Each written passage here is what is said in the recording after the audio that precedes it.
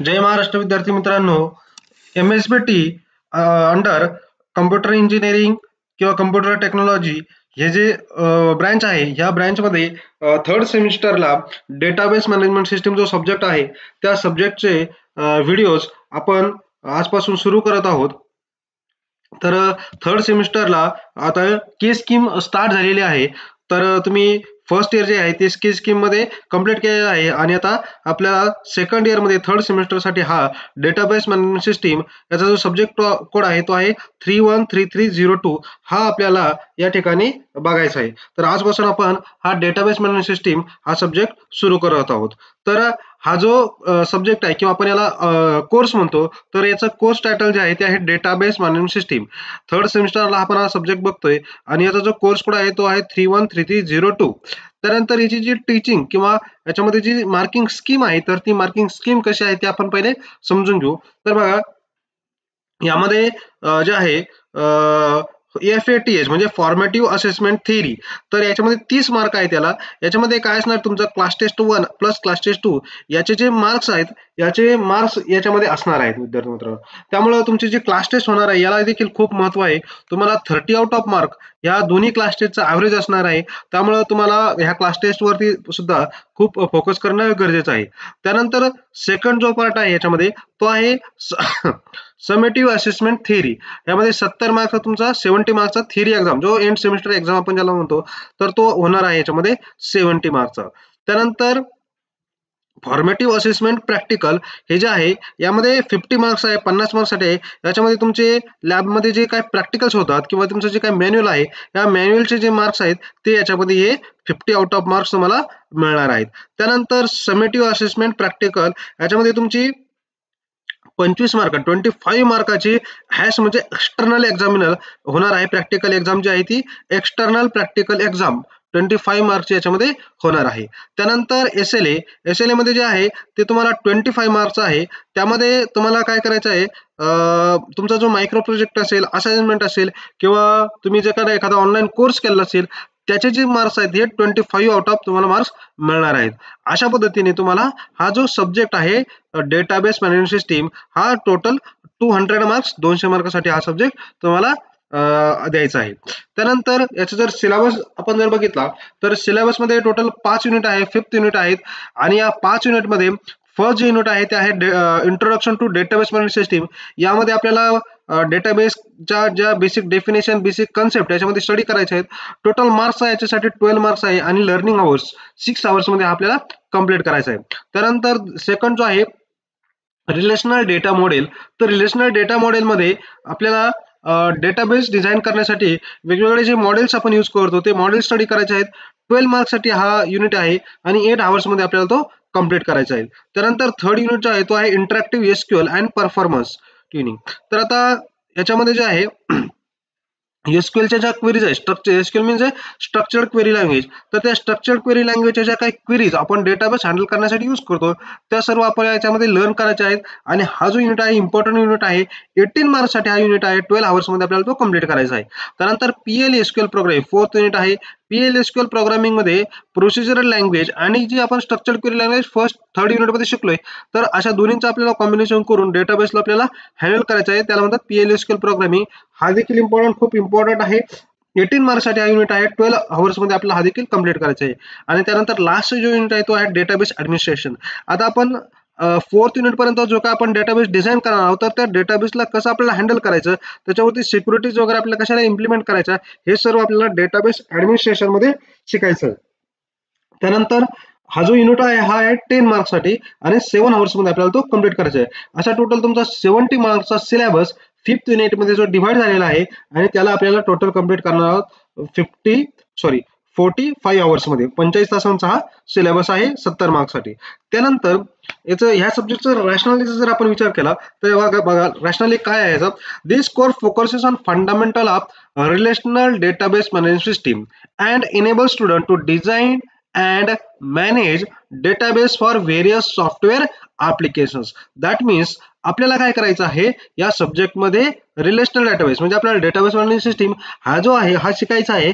आणि हा लर्न केल्यानंतर आपल्याला एक कम्प्लीट डेटाबेस आपल्याला डिझाईन करता आला पाहिजे आणि त्या डेटाबेस डिझाईन करून आपल्याला तो मॅनेज देखील करता आला पाहिजे. आणि हा जो डेटाबेस आपण यूज करणार आहे तो डेटाबेस आपण कुठे यूज करतो तर वेगवेगळ्या सॉफ्टवेअर्स मध्ये. जसं आता आपण बघतो आपण कुठेही गेलो तरी आपल्याला एक डेटाबेसचा यूज बघतो. आपण एखाद्या शॉपिंग मॉलमध्ये गेलो तर आपल्याला त्या ठिकाणी बिल भेटतं. तर ते बिल देखील जे डेटाबेसचा यूज करून क्रिएट केलं असतं त्याच्यामध्ये स्टॉक वगैरे दिसतो आपल्याला. तर असे जे ऍप्लिकेशन्स आहेत सॉफ्टवेअर ऍप्लिकेशन याच्यामध्ये आपल्याला डेटाबेस यूज करता आला पाहिजे.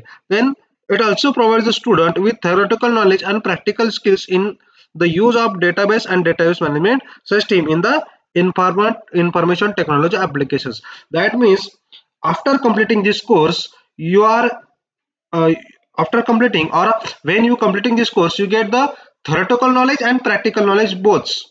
Okay, means that तुम्हाला theoretical आणि practical या दोन्ही नॉलेज डेटाबेस आणि डेटाबेस मॅनेजमेंट सिस्टीम हे शिकण्यासाठी किंवा याला मॅनेज करण्यासाठी theoretical आणि प्रॅक्टिकल या दोन्ही नॉलेजची गरज आहे आणि ते दोन्ही तुम्हाला या सब्जेक्ट मधून मिळणार आहे.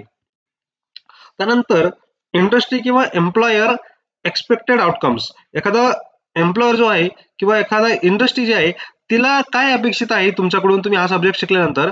So to design the database and use any relational database management system package as a back end for developing the database applications. So हा सब्जेक्ट शिकल्यानंतर एखादी कंपनी जर तुम्हाला हायर करत असेल तर तिला तुमच्याकडून काय अपेक्षित असणार आहे तर तुम्हाला कोणताही डेटाबेस सॉफ्टवेअर किंवा एखादा डेटाबेस सॉफ्टवेअर ते तुम्हाला यूज करता आलं पाहिजे. त्याच्यामध्ये वेगवेगळे जे पॅकेजेस असतात किंवा वेगवेगळ्या क्वेरीज त्याच्यामध्ये जे आहेत त्या तुम्हाला बॅकएंडला तुम्हाला डिझाईन डेव्हलप आणि मॅनेज करता आले पाहिजे. हा कोर्स झाल्यानंतर एखाद्या जर तुम्हाला हायर करत असेल कंपनी तर त्याच्याकडून हे एक्सेप्टेशन तुमच्याकडे असणार आहे. त्यानंतर COs कोर्स लेवल आउटकम्स. आता प्रत्येक युनिट कंप्लीट केल्यानंतर तुम्हाला काय काय आउटकम याच्यामधून भेटणार आहेत ते आपण बघू. तर बघा, student will be able to achieve and demonstrate the following COs on completion of the course based on learning. So there are 5 COs here. 5 COs आहेत. ते 5 COs वन बाय वन एका युनिट मध्ये तुमचे कंप्लीट होतील. तर first CO जो आहे तो आहे explain concept of database management system. You are able to explain the concept of database management system after completing the unit first. Okay, म्हणजे तुम्हाला पहिल्या युनिट मधून सर्व कन्सेप्ट जे आहेत डेटाबेसच्या ते क्लिअर होतील तुमच्या. सेकंड CO कोर्स आउटकम काय आहे, design the database for given problem. Then after completing the second unit you are able to design the database. Okay, to design the database means second unit complete केल्यानंतर तुम्ही एखादा database design करण्यासाठी किंवा एखादा problem statement दिलं तर त्यावरती तुम्ही डेटाबेस डिझाईन करू शकता.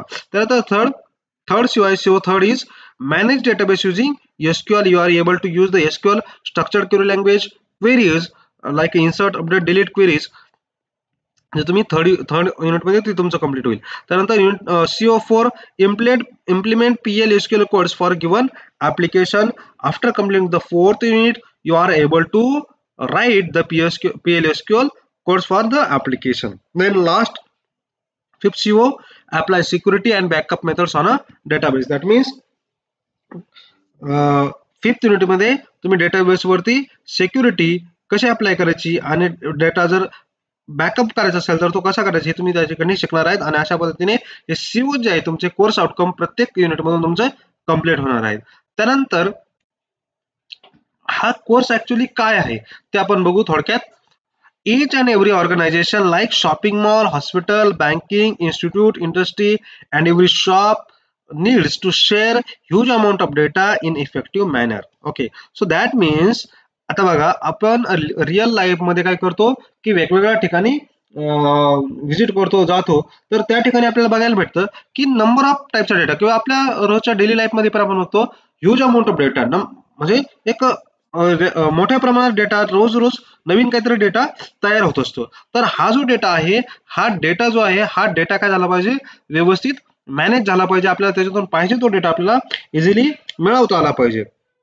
सपोज आपण जर एक्झाम्पल घेतलं की आता तुमचा जो रिझल्ट आहे सपोज तुमचा फर्स्ट इयरचा रिझल्ट लागलेला आहे आणि त्यामधून मला पाहिजे आहे की सपोज तुमच्या क्लासमध्ये 60 स्टुडंट्स आहेत आणि मला पाहिजे आहे की किती मुलांना फर्स्ट क्लास डिस्टिंक्शन आहे. तर मला जो नॉर्मल आपण ज्या फाईल्स वापरतो त्यामधून वन बाय वन आपल्याला काय करावं लागेल तो डेटा फाइंड आउट करायला लागेल. तसंच आपण जर डेटाबेस जर वापरला डेटाबेस मॅनेजमेंट सिस्टीम जर वापरलं तर आपण ह्या ज्या गोष्टी आहेत ह्या इझिली आपण करू शकतो. सो त्यासाठी आपल्याला काय करावं लागतं की डेटाबेस आपल्याला यूज करणं गरजेचं आहे. This course aims to develop skill in the student to create, store, modify, manage and extract the information from database. So after completing our ह्या कोर्स जो आहे हा कोर्स मधून काय एक्सेप्टेशन्स आहेत किंवा काय हा कोर्सचा उद्देश आहे डेटाबेस मॅनेजमेंट सिस्टमचा, तर तुम्हाला डेटाबेस क्रिएट करता आला पाहिजे, त्याच्यामध्ये व्हॅल्यू स्टोअर करता आले पाहिजे, जर काही त्याच्यामध्ये मॉडिफिकेशन्स करायचे असेल तर ते तुम्हाला करता आलं पाहिजे आणि त्यामधून पाहिजे ती इन्फॉर्मेशन आपल्याला काय करता आली पाहिजे आणि आपल्याला हेच या डेटाबेस मॅनेजमेंट मधून शिकायचं आहे. त्यानंतर database system can be use as a backend for developing a database applications. बघा आता कोणतंही सॉफ्टवेअर असलं तर एखादं सॉफ्टवेअर कोणतंही सॉफ्टवेअर घ्या तुम्ही, कोणतंही सॉफ्टवेअर वापरताना त्याचा जो समोर आपल्याला दिसतं त्याला म्हणतात आपण काय म्हणतो GUI, ग्राफिकल युजर इंटरफेस. पण त्याच्या बॅकएंडला जी प्रोसेस चालते त्या ठिकाणी त्याला आपण म्हणतो बॅकएंड ऑफ द सॉफ्टवेअर आणि त्या ठिकाणी जास्त डेटाबेस. आपण ते डिटेलमध्ये बघणार आहोत. तर अशा ज्या काही गोष्टी आहेत ह्या आपल्याला ह्या कोर्समधून या सब्जेक्टमधून आपल्याला शिकायच्या आहेत. Then what is a database management system, त्यालाच आपण शॉर्ट म्हणतो DBMS. So what is the database management system? So database management system DBMS is a software designed to store, retrieve, define and manage the data in the database. So database management system is a software. एक software आहे, कोणतंही software तुम्ही database related त्या ठिकाणी use करू शकता आणि हे सॉफ्टवेअर काय करतं की जो काय डेटा आहे तो स्टोअर करतो, त्यामधून आपण पुन्हा तो डेटा मिळवू शकतो, रिट्राईव्ह करू शकतो, डेटाबेस त्या ठिकाणी डिझाईन करू शकतो, त्यामध्ये डेटा मॅनेजमेंट करू शकतो. असं जे काही कोणतंही सॉफ्टवेअर असेल तर त्याला आपण काय म्हणणार डेटाबेस मॅनेजमेंट सिस्टीम. सो आता हे डेटाबेस मॅनेजमेंट सिस्टीम काय काम करतं ते आपण बघू. बघा, database management system software primarily function as an interface between the end user and the database. So कोणतंही सॉफ्टवेअर जे आहे ते यूज करण्यासाठी आपल्याला एक युजर पाहिजे असतो, तर ते युजर मध्ये म्हणजे तो युजर कॉन्टॅक्ट करेल, कॉन्टॅक्टिंग विथ GUI तो वरती तो काम करेल आणि त्या GUI थ्रू डेटाबेसशी कनेक्ट होईल. सो त्यानंतर simultaneously managing the data, the database engine and the database schema in order to facilitate the organization and manipulation of the data. So याचा अर्थ काय आहे की एंड युजर हा ग्राफिकल युजर इंटरफेस थ्रू डेटाबेसला जो connect होणार आहे, तर डेटाबेस आणि ह्या युजरच्या मध्ये जो कोण काम करणार आहे ते आहे डेटाबेस मॅनेजमेंट सिस्टीम सॉफ्टवेअर. आणि हे सॉफ्टवेअर काय कामं करतं, तर पूर्ण डेटाबेस जे आहे तो डेटाबेस आणि डेटाबेस इंजिन मॅनेज करण्याचे काम करतं आणि डेटाबेस स्कीमा म्हणजे डेटाबेसची डिझाईन जी आहे ते डिझाईन पण क्रिएट करण्याचं काम हे डेटाबेस मॅनेजमेंट सिस्टीम हे सॉफ्टवेअर करत असतं. सो डेटाबेस मॅनेजमेंट सिस्टीम म्हणजे काय, एक सॉफ्टवेअर जे की सर्व डेटाबेसला मॅनेज करेल आणि एंड युजर आणि ऍक्च्युअल डेटाबेसमध्ये इंटरफेसचं काम करेल. मग आता आपण जे आता काय बघितलंय हे की what is the database management system, तर त्याचं जे ग्राफिकल रिप्रेझेंटेशन आहे किंवा actually how it works. So इथं हा जो दिसतोय तुम्हाला हा end user this user communicates to database management system interface for efficient and faster way to fulfilling her requirements. त्यानंतर आता हा जो युजर आहे वेगवेगळ्या ठिकाणी वेगवेगळे सॉफ्टवेअर वापरतात, जसं हॉस्पिटलमध्ये वेगळं सॉफ्टवेअर असेल, लायब्ररीमध्ये वेगळं असेल, कॉलेजसाठी वेगळं असेल, एखाद्या शॉपिंग मॉलमध्ये वेगळं असेल. सो असं एक सॉफ्टवेअर असतं, software application based on business logic. असं बघा, हा युजर, त्यानंतर सॉफ्टवेअर, त्यानंतर आहे डेटाबेस मॅनेजमेंट सिस्टीम. आत्ताच आपण बघितलं डेफिनेशन, तर त्या ठिकाणी आहे डेटाबेस मॅनेजमेंट सिस्टीम. तर आता हे काय करते डेटाबेस मॅनेजमेंट सिस्टीम, बघा, different program to insert, delete, update and query database for information. तर याच्या थ्रू आपण काय करू शकतो, वेगवेगळ्या क्वेरीज, म्हणजे थोडक्यात आता सध्या लक्षात घ्या की ह्या डेटाबेस मॅनेजमेंट आपण डेटा इन्सर्ट करू शकतो, अपडेट करू शकतो, डिलीट करू शकतो आणि नंतर आहे हा ऍक्च्युअल डेटाबेस. म्हणजे थोडक्यात ह्या युजरनी कमांड दिली इकडून की काय करायचे, डेटा एक इन्सर्ट करायचा. सपोज एखाद्या स्टुडंटचं माहिती आपल्याला साठवायची आहे डेटाबेसमध्ये, तर मग हा दिलेला रोल नंबर, नाव, ऍड्रेस, कॉन्टॅक्ट नंबर, बरोबर, हे सॉफ्टवेअर थ्रू हे सॉफ्टवेअर कनेक्टेड असेल या डेटाबेस मॅनेजमेंट सिस्टीमला. मग इन्सर्टची क्वेरी, इन्सर्टची जी काय कमांड आहे ती रन होईल आणि तो डेटा जो आहे तो या डेटाबेसमध्ये स्टोअर होईल. स्टोअर झाल्यानंतर सपोज ह्या युजरला पुन्हा ती इन्फॉर्मेशन पाहिजे, तर ह्या डेटाबेस मधून काय होईल, त्याला ती पुन्हा मिळून जाईल.